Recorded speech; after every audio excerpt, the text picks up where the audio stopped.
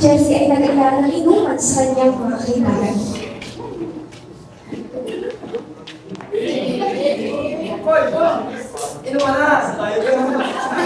Ano lang, napatagal mo pa! Ano? Ano, Tol? Tara na! Di, sorry. Sorry.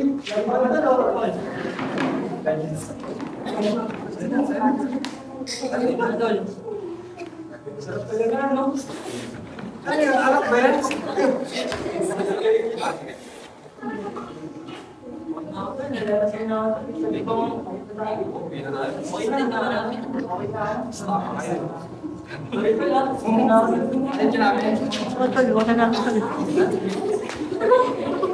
Isang naman ang bata para kay Jessie nang may magpakilala at naulit na kinalangin niya ang Panginoon.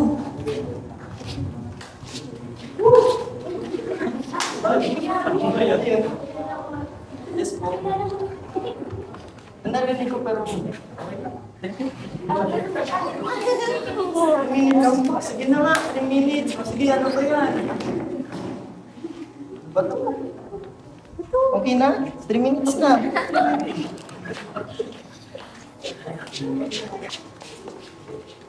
Kinabukasan, ang mga nag-ebanghelyo sa kanya ay nakita siyang nakaupo at tila ba'y problemado. At kanila itong niyaya na magsimba. Okay na naman. Dami ko problema nga. Pwede pong fix na natin. Kuya, gusto mo na kasagutan sa mga problema mo, sumama ka sa amin.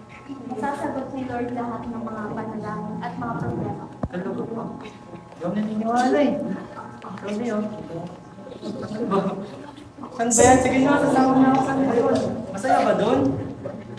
Sigurado kayo, party-party ba doon? Ha? Sa sobrang pangungumbinsi at kakulitan nila, ay napilitan si Jessie na sumama.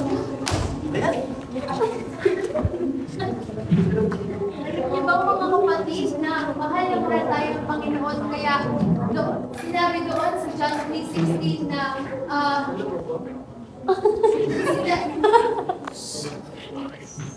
sinalay niya ang sarili niyang anak para sa atin. Kaya dapat dapat natin siyang sambat.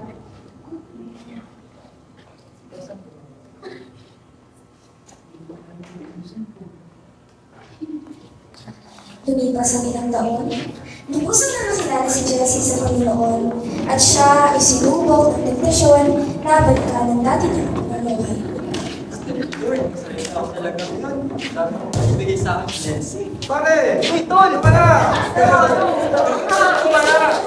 Tagal! Ha? Ay, sabi ba? Bago na ako yun. Sorry lang, di ko na talaga kayong sasamahan. Ba't kayo hindi pa yung nagbabago?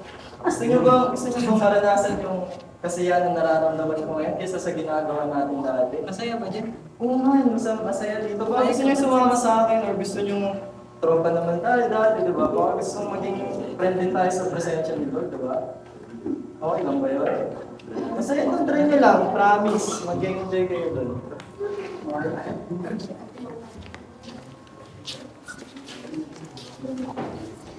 At dahil sa kabutihan ng Panginoon, tuluyang nagbago ang buhay ni Jessie at siya ay naging isang mananampalataya. At siya rin ay naging biyaya para sa iba. So, ayun po